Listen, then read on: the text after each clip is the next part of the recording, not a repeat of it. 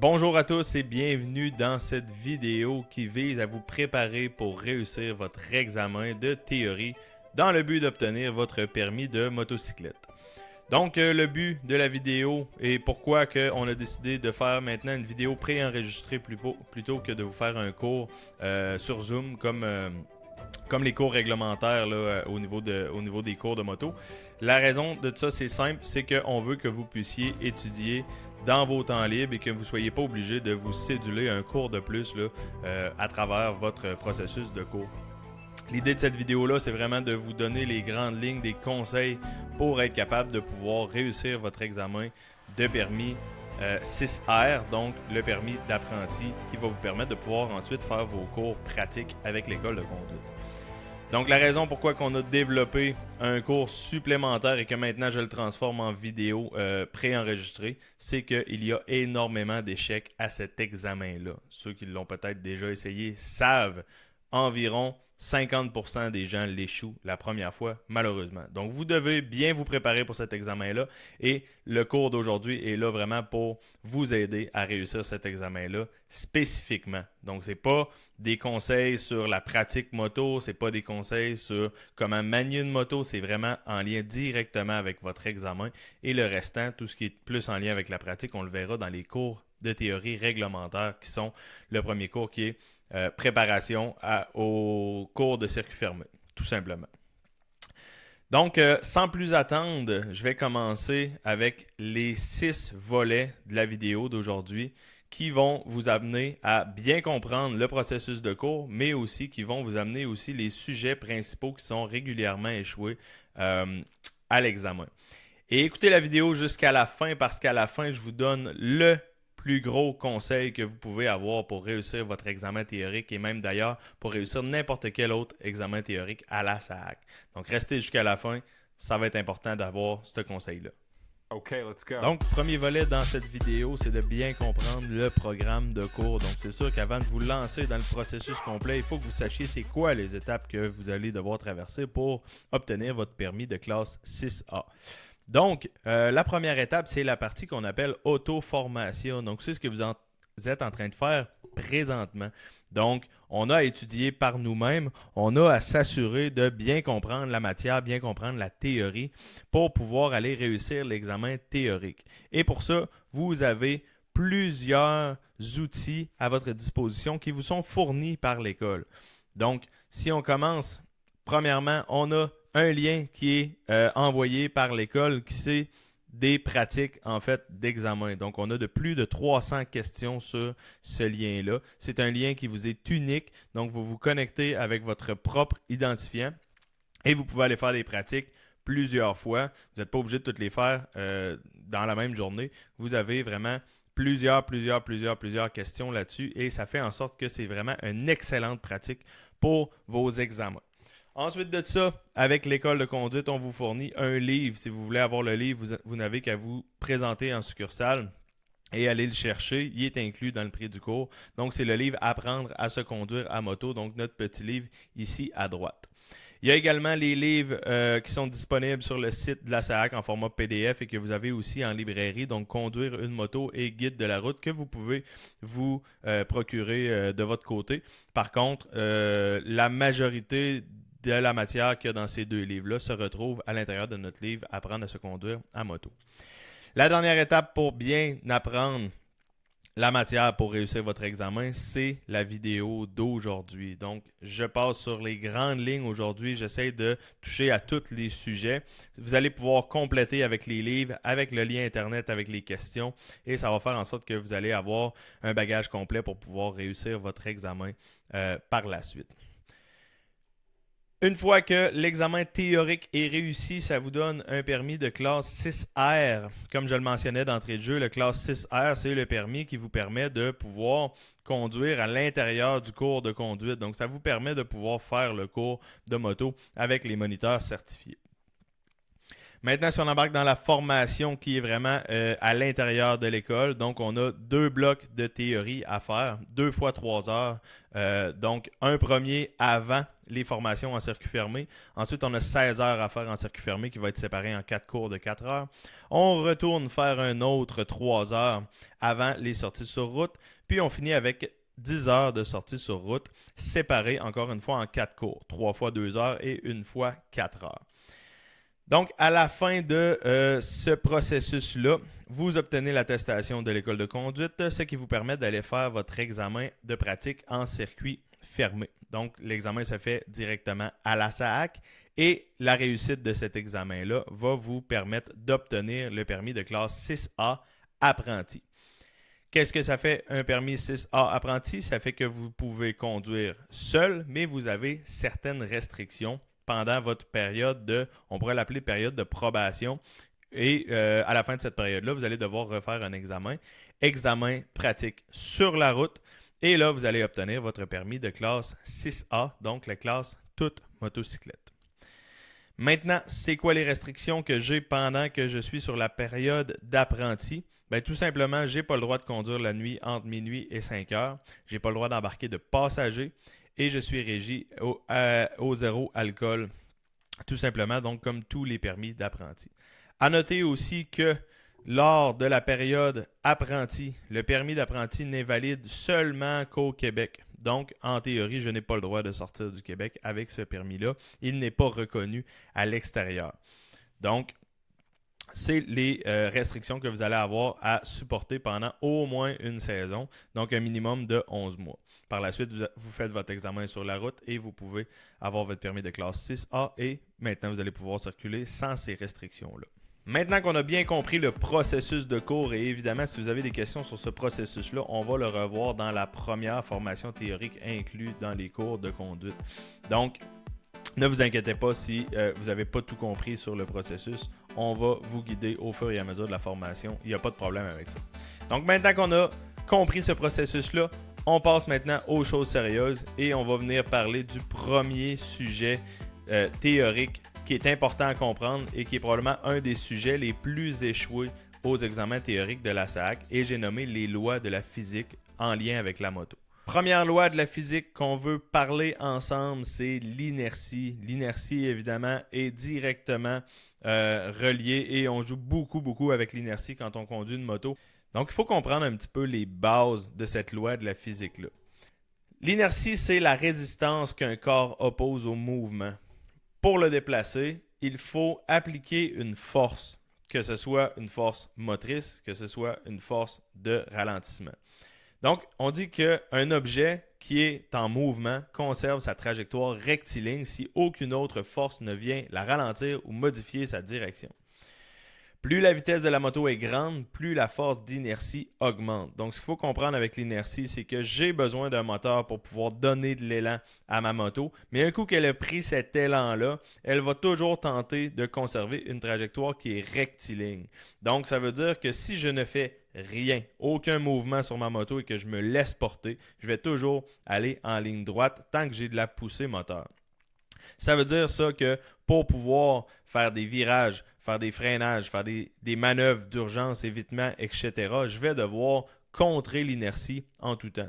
Et le fait de bien comprendre que je me bats un petit peu contre cette force-là fait en sorte que je vais être capable de venir mieux comprendre comment bien utiliser les manœuvres qu'on va vous montrer en pratique pour pouvoir bien contrôler votre moto. Mais sachez que l'inertie vous aide dans un sens parce qu'il donne une trajectoire rectiligne à votre moto et donc permet à la moto de bien rester en équilibre et en ligne droite, mais vous nuit de l'autre côté parce que vous devez un petit peu contrer cette force-là lorsque vous avez des manœuvres spécifiques à faire. On a également l'énergie cinétique qu'on doit parler. Donc, l'énergie cinétique est directement reliée à l'inertie.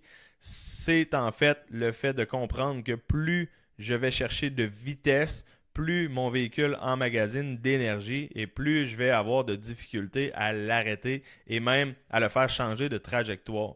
Donc, l'énergie cinétique est directement reliée au poids du véhicule avec ses occupants et leurs bagages, directement relié avec la vitesse du véhicule également. Donc, plus je circule vite, plus je vais avoir de distance pour pouvoir m'arrêter. Donc, à titre d'exemple, si je roule par exemple 30 km/h, je vais avoir besoin de X distance pour m'arrêter. Si je suis à 60 km/h, donc 2 fois plus vite, on va parler de 4 fois plus de distance nécessaire pour pouvoir arrêter le véhicule. Et à 90 km/h, donc 3 fois plus vite, on va parler de 9 fois plus de distance pour pouvoir arrêter le véhicule. Donc, c'est important de comprendre l'énergie cinétique emmagasinée par la moto fait en sorte que plus je circule rapidement, plus je vais avoir besoin de distance. Et ce n'est pas un calcul de si je roule 2 fois plus vite, j'ai besoin de 2 fois plus de distance. Non, c'est un calcul qui est exponentiel. Donc, c'est très important à comprendre pour votre sécurité quand on parle de freinage, etc. Mais il peut également y avoir des questions par rapport à l'énergie cinétique à vos examens. On a également ce qu'on appelle la force centrifuge, encore une fois directement reliée avec l'énergie cinétique ou même la force d'inertie. Donc, elle a pour effet d'attirer le véhicule vers l'extérieur de la courbe.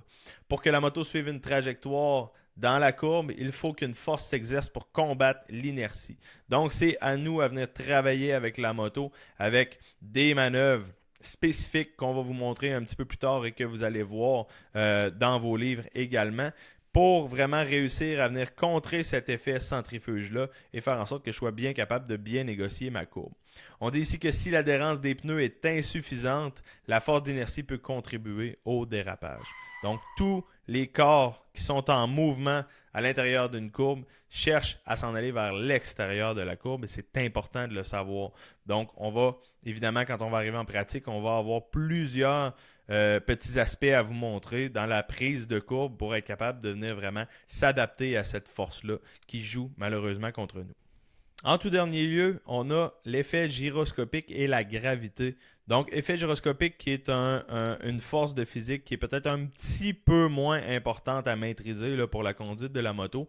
Par contre, comme de temps en temps, il y a des questions là, aux examens, on a décidé de le mettre quand même là, à l'intérieur du vidéo. Donc, l'effet gyroscopique fait que la moto reste en équilibre après avoir été mise en mouvement. Donc, l'effet gyroscopique, en fait, c'est l'effet de tout ce qui est en rotation tend à rester dans le même axe. Donc, si on parle, par exemple, des roues de la moto, du moteur à l'intérieur de la moto, plus ça roule rapidement, plus la moto va avoir tendance à vouloir rester en équilibre sur ses roues. Donc, l'effet gyroscopique va nous donner une chance de garder notre équilibre là, avec la moto. Évidemment, si je réduis cet effet gyroscopique-là, donc je roule moins vite, ben c'est sûr et certain que je vais perdre cet aspect d'équilibre-là. Et là, la gravité va faire son œuvre. Donc, vous connaissez la gravité, elle va tendre à chercher, à ramener la moto vers le sol. Donc, évidemment, dans les pentes, on le ressent. Et évidemment, ben, si j'arrive avec des manœuvres à très basse vitesse, ben, la gravité va chercher aussi à faire tomber la moto. Je vais devoir travailler en conséquence pour la maintenir en équilibre. On peut également parler rapidement d'adhérence ou de coefficient de frottement. Donc, évidemment, c'est important de comprendre que la surface sur laquelle je circule est importante pour être capable d'évaluer le niveau d'adhérence que j'ai avec mon véhicule. Donc, si j'ai une surface sèche, une surface mouillée, une surface en gravier ou une surface même avec, oui, en asphalte, mais avec des débris dessus, que ce soit du gravier, du sable, etc., va affecter évidemment grandement mon adhérence au sol. Autre chose qui est très, très, très importante à considérer aussi quand on parle d'adhérence, c'est les pneus. Donc, les pneus, évidemment, la qualité de pneus que je choisis de mettre sur ma moto en fonction de mon type de moto est extrêmement important pour être capable d'avoir une bonne adhérence.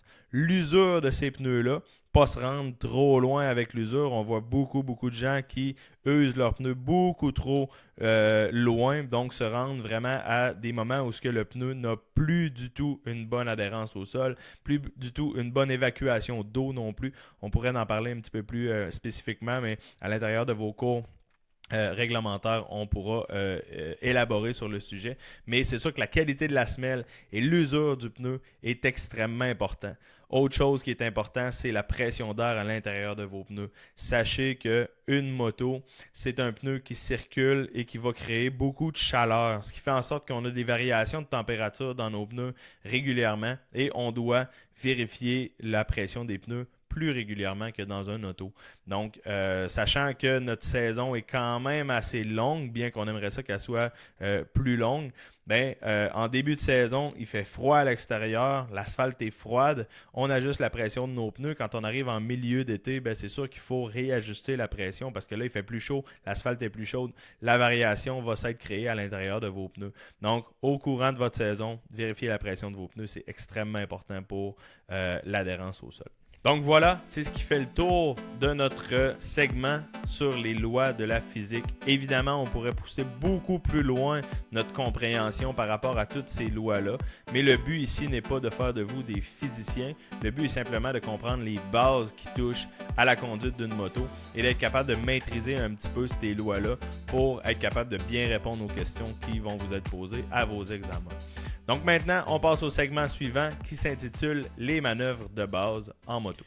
On commence maintenant avec la position de conduite sur la moto et c'est un segment qui est quand même assez important. C'est important de comprendre comment bien se positionner sur notre moto pour être capable de bien faire nos manœuvres.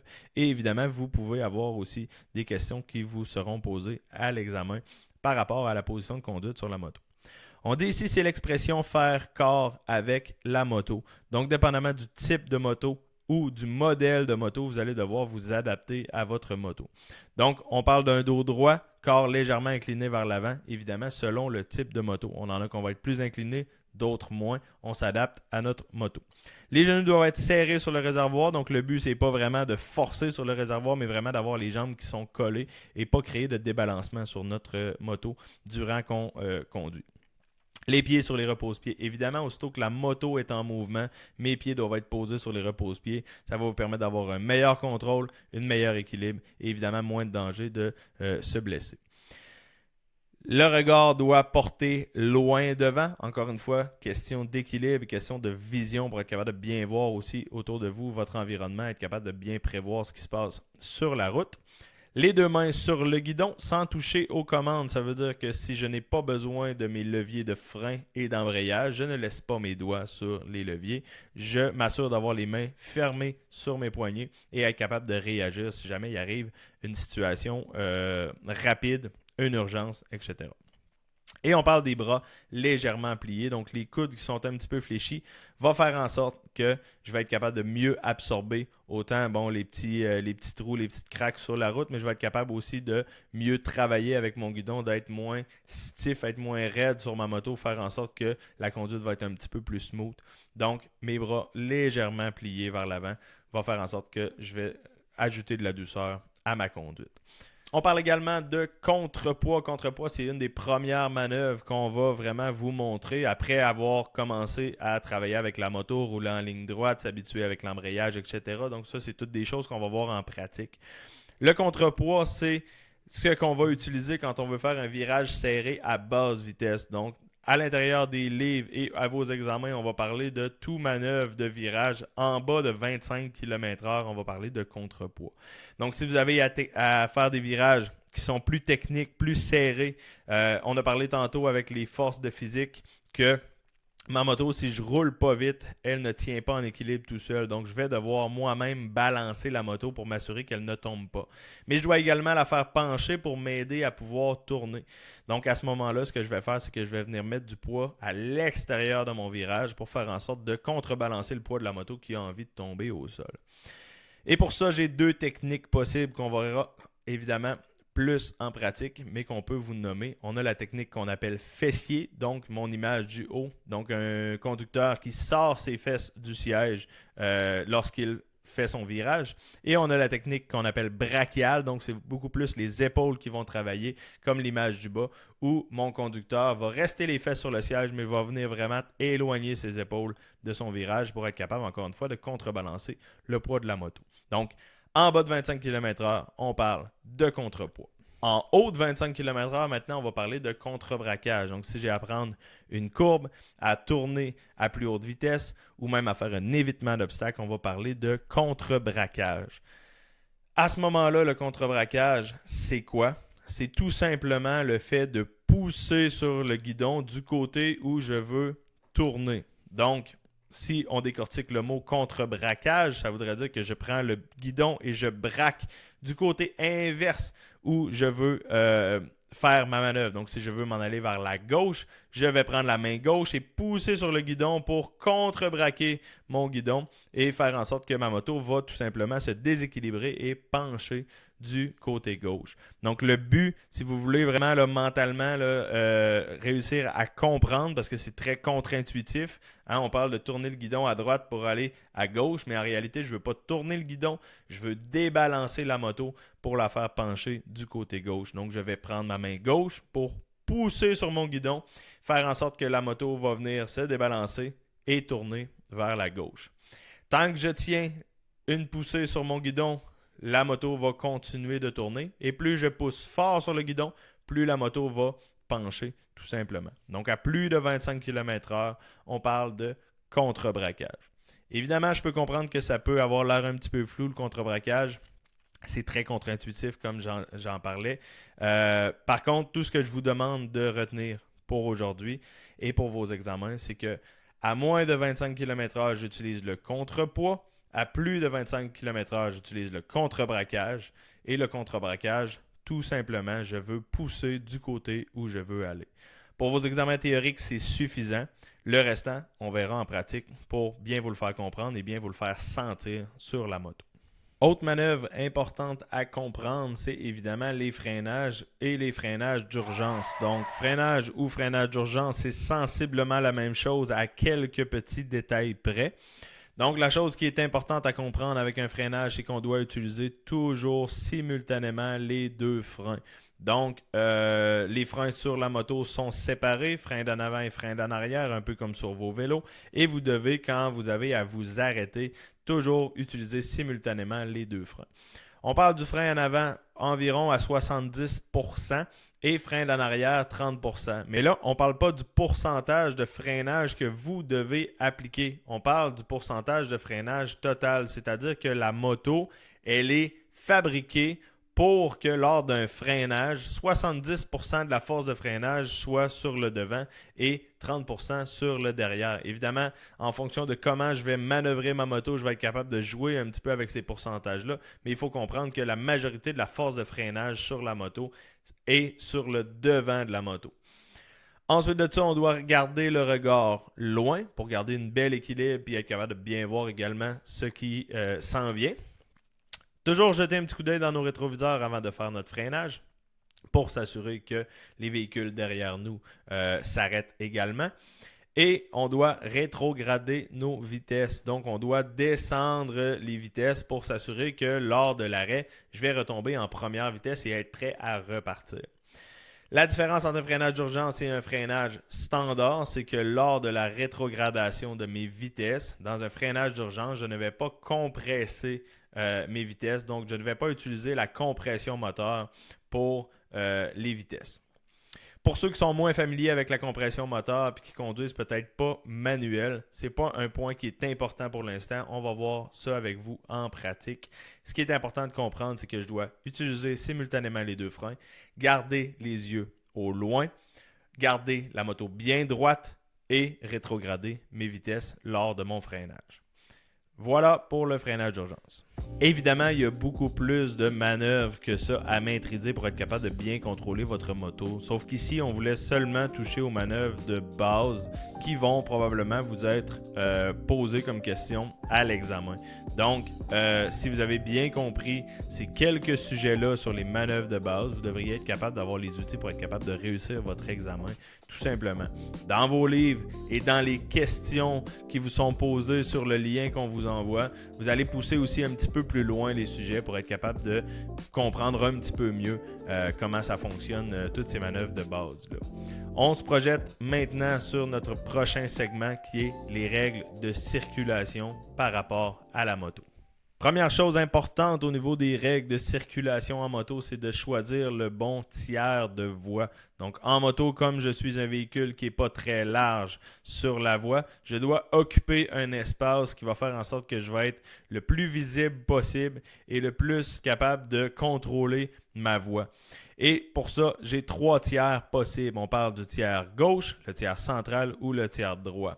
Chacun de ces tiers-là va être utilisé lorsque je conduis en moto, mais évidemment, il y a des situations bien précises pour utiliser chaque tiers de voie. La majorité du temps, je vous parle d'à peu près 95% du temps, vous allez utiliser le tiers gauche. Donc, pour vous en rappeler, c'est simple. Souvenez-vous que vous devez être positionné exactement à l'endroit du conducteur d'un automobile. Donc, le conducteur est positionné à gauche dans l'auto, ce qui lui permet d'avoir une meilleure vision de la route et permet, quand on est motocycliste, d'être plus visible aussi de la part des automobilistes ou des autres usagers de la route.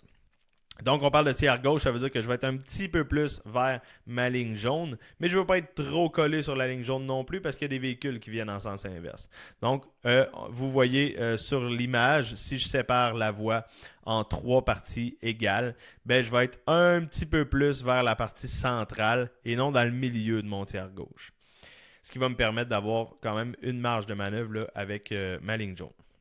Donc, la majorité du temps, quand je circule seul, je vais circuler dans le tiers gauche. Je vais pouvoir utiliser le tiers central dans des cas où soit la route est plus usée, plus maganée avec des trous, des nids de poules, des cracks. Je vais venir utiliser le tiers de voie qui va faire en sorte que ça va être plus sécuritaire pour moi. Mais rapidement, quand je suis capable, je vais revenir me positionner dans le tiers gauche. Au niveau du tiers central, on va l'utiliser beaucoup quand on parle de route avec des roulières. Donc, si j'ai un petit segment de route qui a des roulières qui est plus profond et par exemple qui mouille, que l'eau s'accumule dans ces roulières-là, ben, je vais venir me placer un petit peu plus vers le tiers central.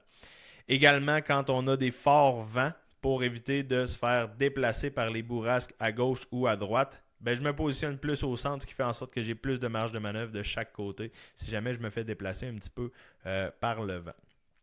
Quant au tiers droit, lui, on va l'utiliser pour une raison bien précise. Je vais l'utiliser quand j'ai à faire un virage à droite. Donc, à l'approche de l'intersection, je vais me déporter du tiers gauche vers le tiers droit pour venir sécuriser mon virage à droite, éviter qu'un auto puisse venir se positionner à ma droite avant de faire mon virage. Évidemment, je peux m'en servir aussi si jamais, comme je disais tantôt, il y a des obstacles, la route est maganée, il y a peu importe les raisons qui font en sorte que j'aurais besoin d'aller dans le tiers droit. Il faut savoir que la voie m'appartient au complet quand je circule. Donc, j'ai le droit d'utiliser le tiers que je juge le plus sécuritaire sur le moment. Mais sachez, gardez en tête que la majorité du temps, le plus sécuritaire, c'est celui de gauche pour une question de visibilité et une question de vision également.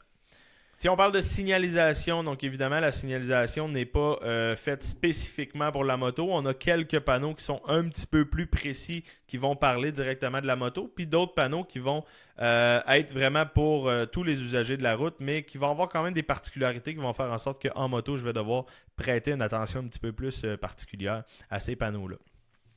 Donc, évidemment, j'ai les panneaux qui viennent interdire les motos. Donc, certains secteurs de ville, par exemple dans le Vieux-Québec, où les motos sont tout simplement interdites. Donc, je vais devoir, évidemment, repérer ces panneaux-là et me diriger en fonction des panneaux où j'ai le droit d'aller circuler.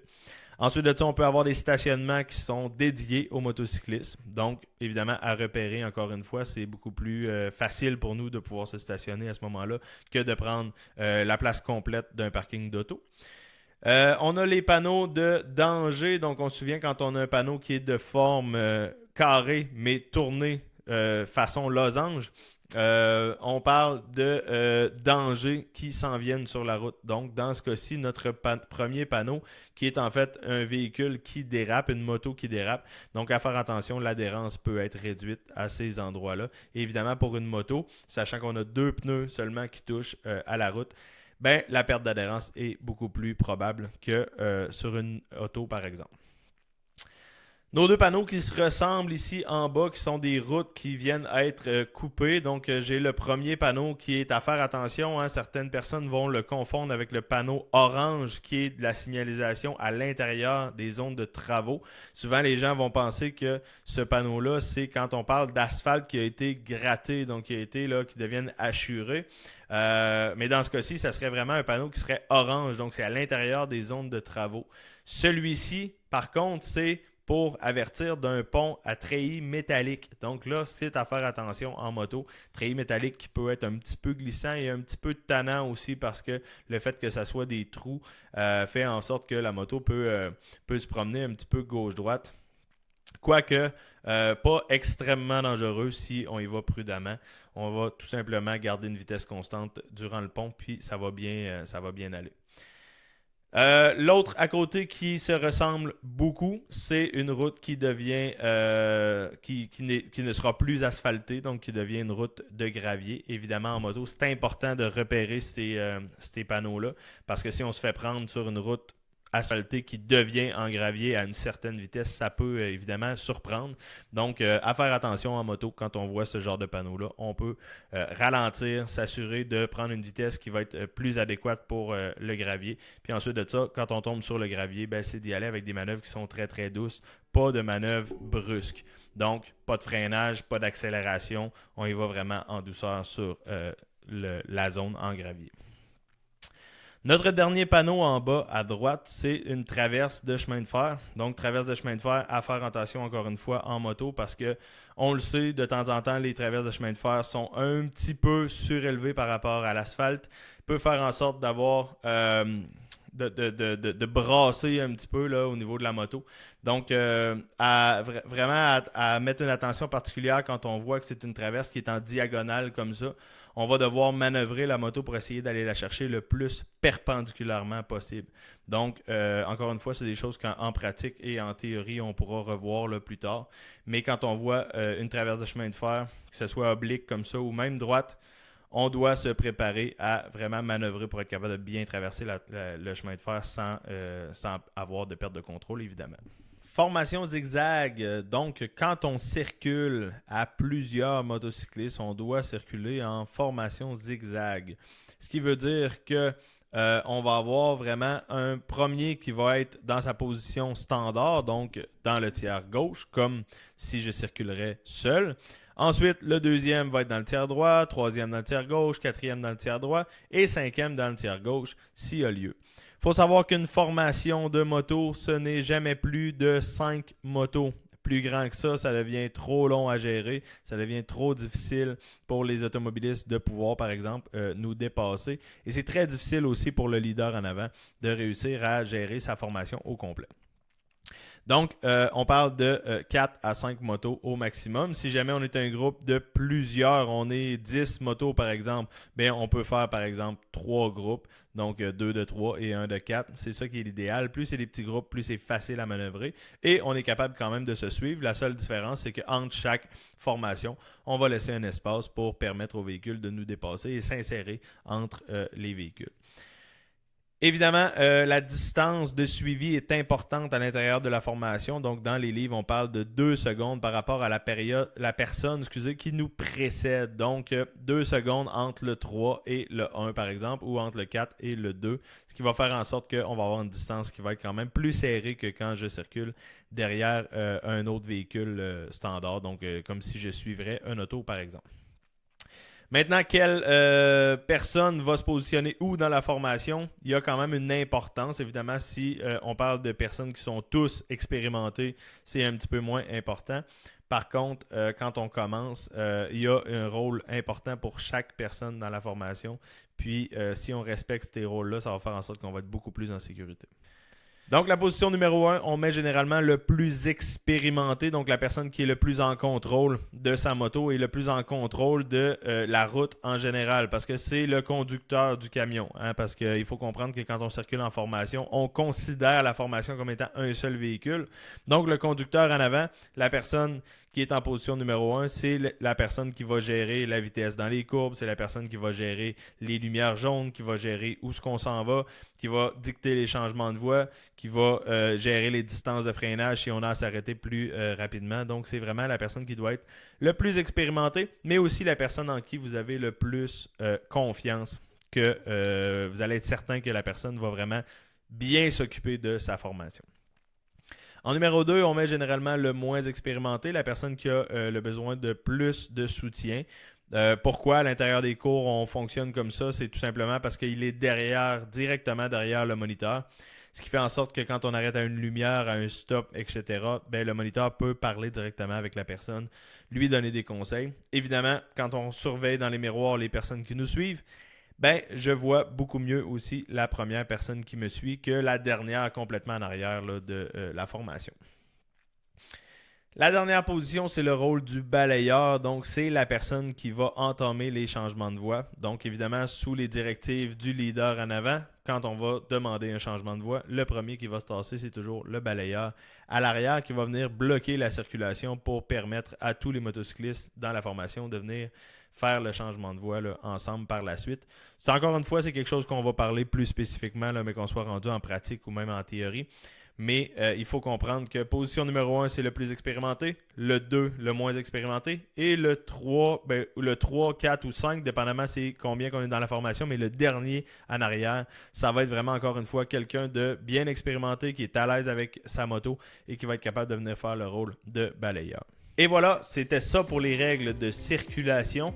Donc, j'espère que vous avez compris l'essentiel. Encore une fois, on ne parle pas vraiment de tout ce qu'il y a à voir sur les règles de circulation. C'est des choses qu'on va voir là, en théorie numéro 2 avec vous. Mais on voulait toucher quand même là, aux bases pour que vous soyez capable d'avoir la bonne matière pour être capable de réussir votre examen encore une fois. Donc, maintenant, on se transpose sur les contrôles de la moto directement. Encore une fois, on va toucher aux principaux contrôles qui sont importants à savoir pour vos examens. On va parler maintenant des contrôles sur le guidon. Donc, évidemment, là, dépendamment du type de moto, dépendamment de la marque et du modèle, on peut avoir beaucoup de boutons. Mais il y a toujours les principales commandes qui restent sensiblement toujours à la même place d'un modèle à l'autre. Donc, si on commence par le levier qui est à la poignée de droite, on parle du levier de frein avant. Donc, important à retenir. En numéro 2, la poignée qui peut tourner. Pour ceux qui sont moins familiers avec les motos, on appelle ça en anglais un twist throttle, une poignée d'accélérateur. Donc, c'est la poignée des gaz. En numéro 3, le bouton rouge, on l'appelle communément appelé la kill switch, mais en français, on parle de l'interrupteur d'urgence. Et en numéro 4, on parle du bouton de démarreur électrique. Important de comprendre qu'à la SAC, on va avoir toujours à utiliser les termes en français. Donc oui, si vous êtes à l'aise avec les termes anglophones, vous avez vu que naturellement, les termes anglophones ont tendance à sortir, mais il faut que vous soyez à l'aise avec les termes en français. Donc, levier du frein avant, poignée des gaz ou poignée d'accélérateur, interrupteur d'urgence, démarreur électrique, pour ce qui est de la poignée du côté droit. Si on s'en va maintenant à gauche, on parle de numéro 1, le levier d'embrayage. Donc, vraiment pour venir contrôler votre embrayage, comme la pédale complètement à gauche dans votre auto manuelle. En numéro 2, on a le commutateur de phare, donc le petit bouton qu'il y a ici pour venir ajuster, pour mettre mes feux de route et mes feux de croisement.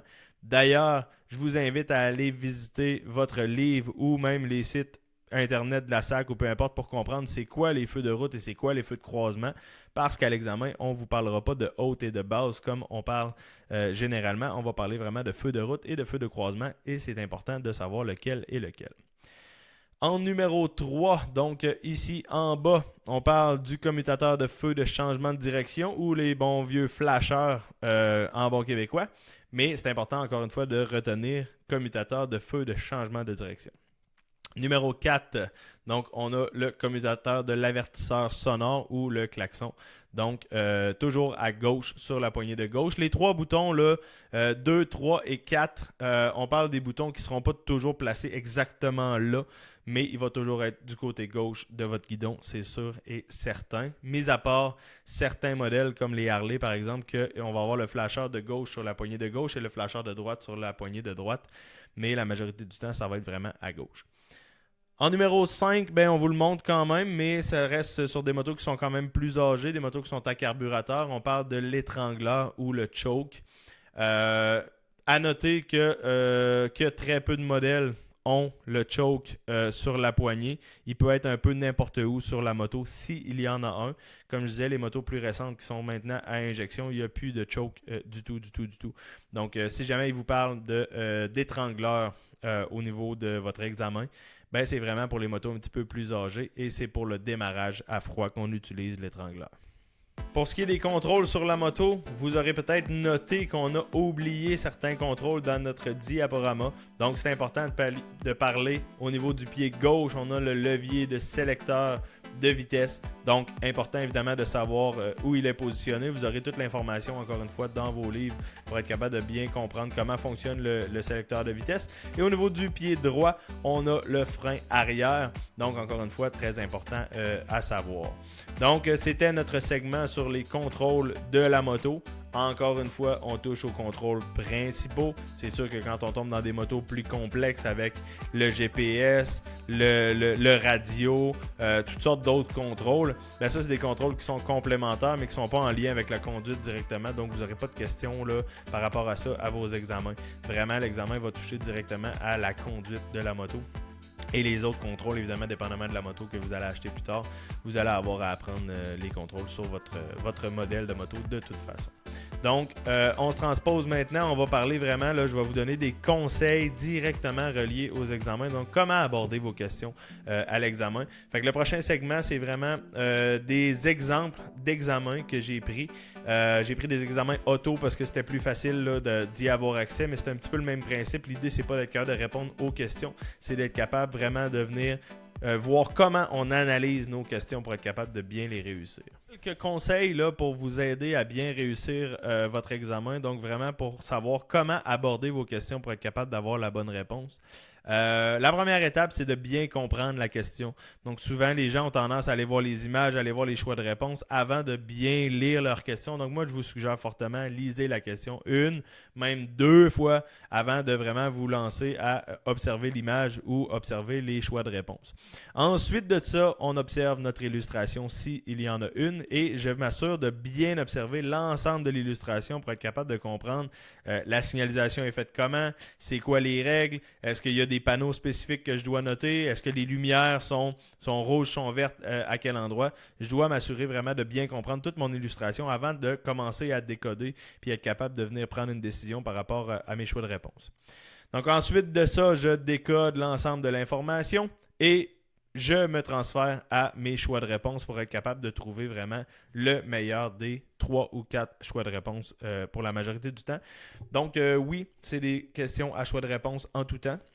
Vous n'aurez jamais de questions là, à développement à la SAAC. Donc, vous avez toujours des choix de réponse. Vous devez trouver le meilleur choix de réponse, tout simplement. Je donne un exemple ici. Donc, on a une image. On dit ici indiquer les comportements qui désobéissent à la réglementation parmi les comportements 1 à 5. Là où il faut faire attention, c'est que la SAAC va s'amuser souvent à jouer avec le négatif. Donc, ils peuvent vous poser la même question plusieurs fois. Donc, indiquer les comportements qui désobéissent à la réglementation parmi les comportements 1 à 5. Ils peuvent jouer avec cette question-là pour que 2, 3 fois, puis par la suite, ils vont vous poser une question du genre indiquer les comportements qui obéissent à la réglementation parmi les comportements 1 à 5. Et là où il faut faire attention, c'est que si vous êtes habitué de décoder l'information des gens qui désobéissent à la réglementation et qu'ils vous posent la question qui obéissent à la réglementation, ben vous venez de vous faire avoir et vous avez probablement une erreur qui était facile à éviter. Donc, c'est pour ça que je lis ma question une, deux fois. Je m'assure de bien l'avoir compris. Puis ensuite, je me transfère à l'image.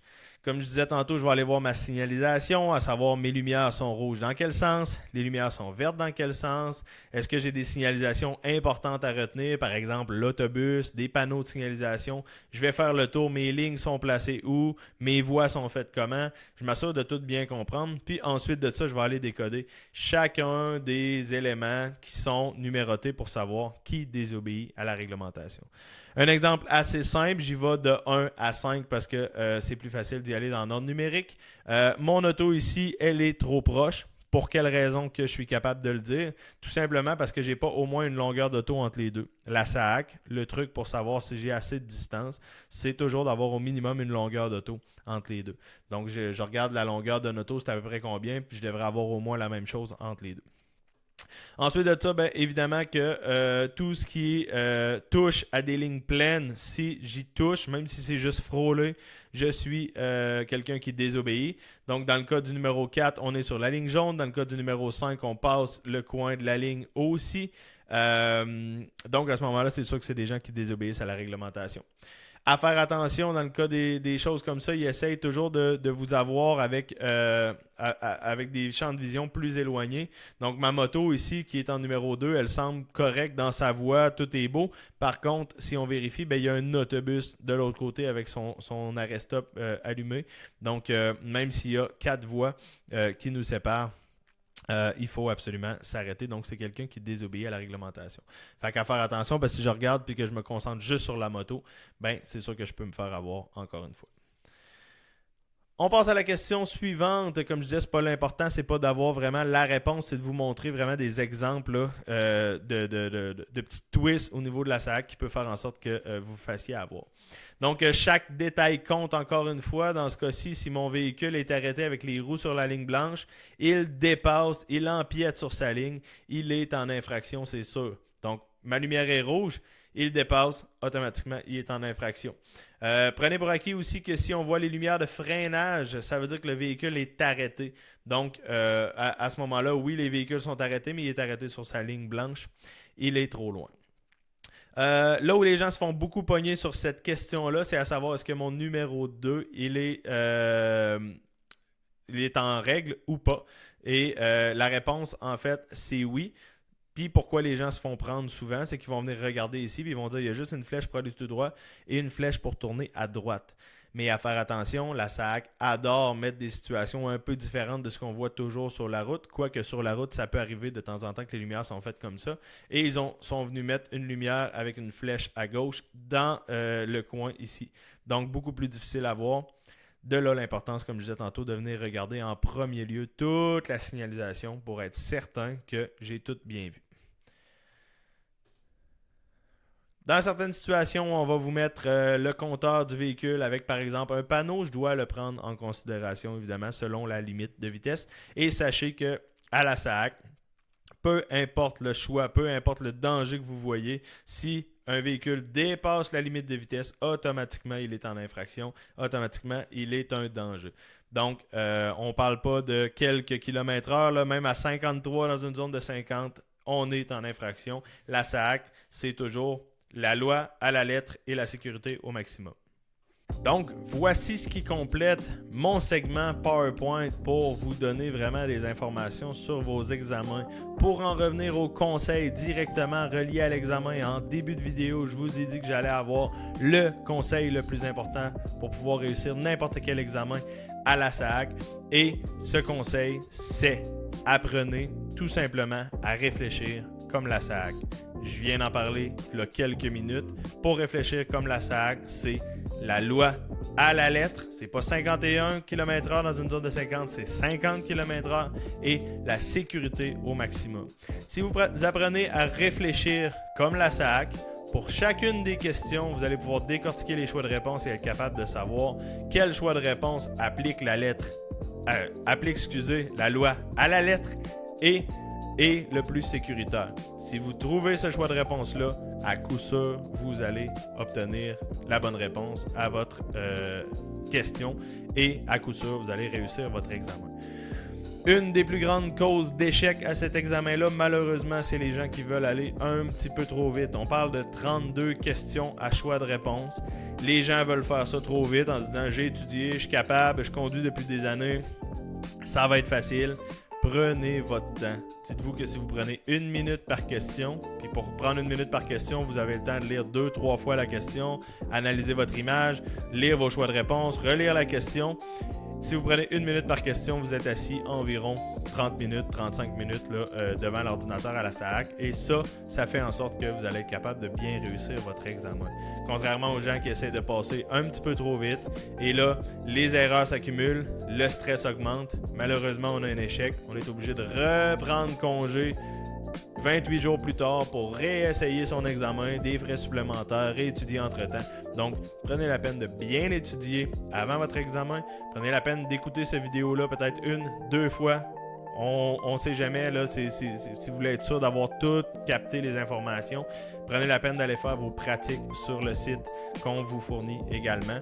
Et le jour de l'examen, prenez votre temps, réfléchissez sécurité et loi à la lettre et vous allez réussir cet examen-là à coup sûr.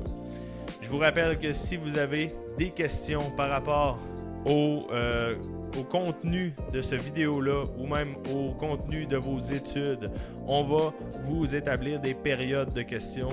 Donc, ça veut dire que dans les prochaines semaines, vous allez recevoir, une invitation à une période de questions directement en live avec un moniteur et vous allez pouvoir poser toutes les questions que vous avez pour réussir vos examens. La chose que j'ai à vous demander, c'est si vous avez apprécié le contenu aujourd'hui vidéo, sachez qu'on travaille fort pour être de plus en plus présent sur les réseaux sociaux, pour être vraiment créer des communautés autour de nous puis garder contact avec nos anciens élèves. Donc, je vous invite tout de suite à venir nous suivre et partager les pages de l'école de conduite Rond-Point, que ce soit sur Facebook, TikTok, Instagram ou même YouTube où cette vidéo-là va se retrouver. Je vous invite à aller liker, partager ces pages-là et nous suivre pour vraiment faire grossir la communauté et être capable de garder un contact là, vraiment avec nos élèves. Et évidemment, le but, c'est de plus en plus de vous transmettre des vidéos qui sont informatives comme ça et éducatives par rapport à la sécurité routière. Donc, ça serait très, très, très apprécié que vous veniez nous rejoindre sur les réseaux sociaux pour qu'on puisse être là et répondre à vos besoins, évidemment. Sur ce, je vous souhaite bonne chance pour votre examen de théorie et j'ai très hâte de vous voir en pratique sur les circuits fermés l'été prochain.